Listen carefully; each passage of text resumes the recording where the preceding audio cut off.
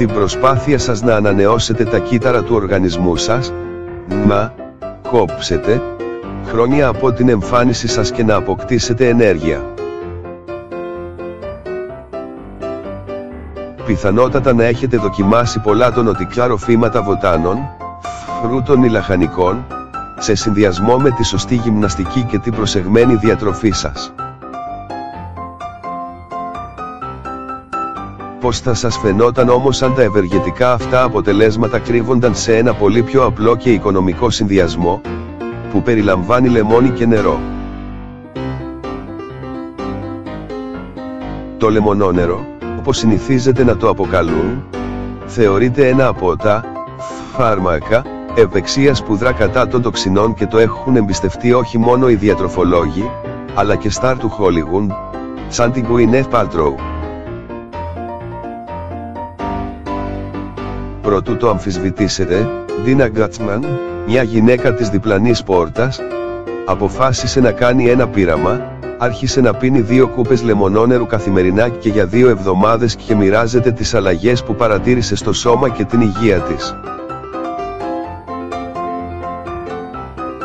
Η επιδερμίδα.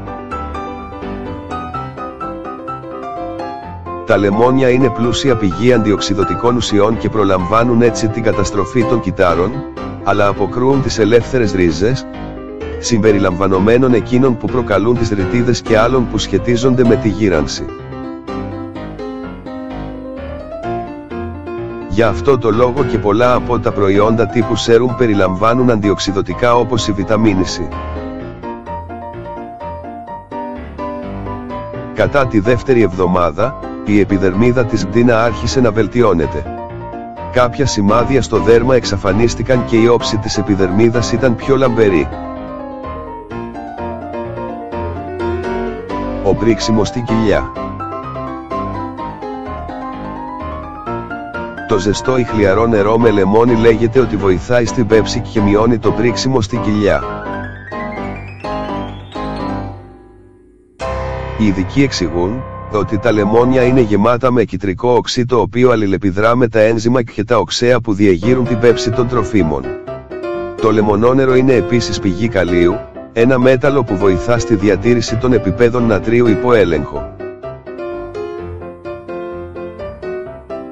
Κάτι τέτοιο θα μπορούσε να σχετίζεται με τη μείωση της κατακράτησης υγρών και όπως παραδέχεται η Ντίνα, μετά από μερικές ημέρες παρατήρησε πως το πρίξιμο στη κοιλιά της πράγματι μειώθηκε. Το λεμονόνερο κατά του κρυολογήματος.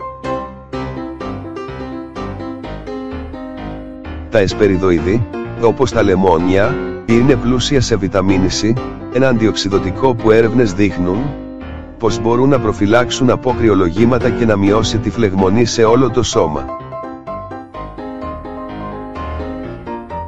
Όμως θα χρειαστείτε να εφαρμόσετε αυτή τη συνήθεια για μεγαλύτερο διάστημα για να διαπιστώσετε αν πρόκειται για μύθο ή αλήθεια. Το σωματικό βάρος.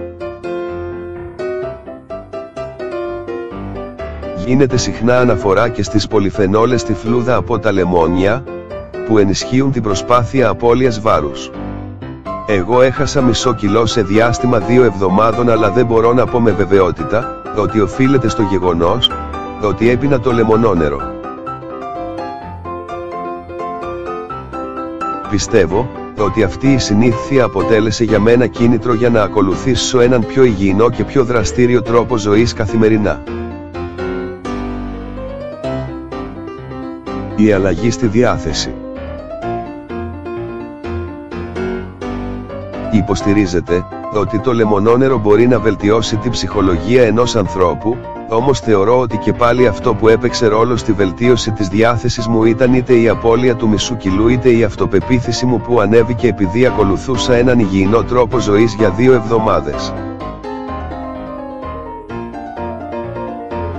Όποια αλλαγή κι αν συνέβη τελικά στον οργανισμό, το σώμα μου και τη διάθεση μου ήταν θετική.